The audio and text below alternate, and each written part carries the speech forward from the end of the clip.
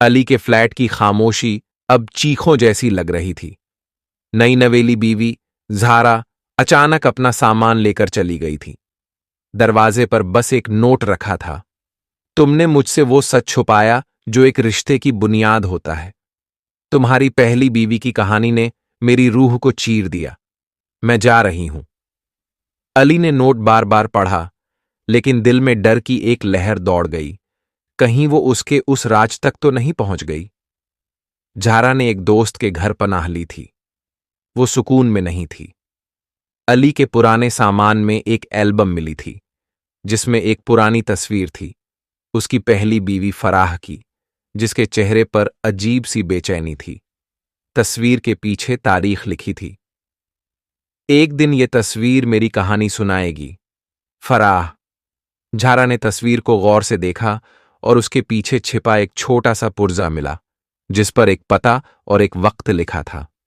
ज़ारा उस पते पर पहुंची, जो शहर से बाहर एक पुराना जर्जर मकान था। दरवाजा धीरे से खुला।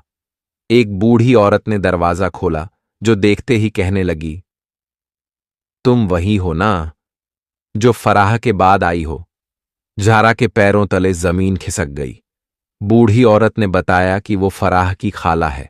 उसने कहा, फराह ने कभी खुदकुशी नहीं की, उसे मारा गया था और कातिल अब तुम्हारे करीब है। ज़ारा ने खाला से फराह की डायरी हासिल की। उसमें लिखा था, अली के अंदर कोई और शख्स है जो रात को बदल जाता है। वो मेरी सांसें गिनता था। मैं सोती थी और दरवाजा खुद ब खुद खुल जाता था।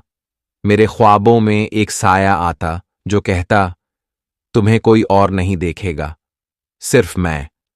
ज़ारा को अब यकीन हो चुका था कि अली सिर्फ झूठा नहीं, खतरनाक भी है। ज़ारा वापस अली के फ्लैट आई, मगर खामोशी कुछ और कह रही थी। वो जानती थी कि अली अब वापस आएगा। उसने घर में छुपे हुए कैमरे लगा दिए, हर कमरे में, ताकि अली का असली चेहरा सामने आ सके। उसी रात अली आया। वो सामान्य लग रहा था, लेकिन जब वो रात को बोला, ज़ारा, तुम्हें भी मेरी हमेशा की नींद में आना होगा।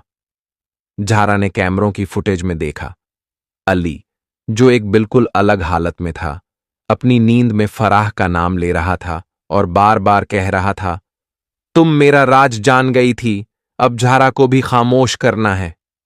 ज़ारा ने ये सारे सबूत पुलिस को दे दिए।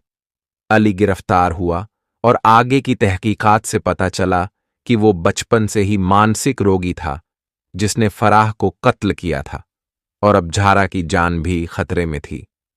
सबक: कभी किसी रिश्ते की चमक पर मत जाओ। सच्चाई की तलाश जरूरी है। हर चेहरा जो मुस्कुरा रहा हो, जरूरी नहीं कि उसके पीछे सच छुपा न हो।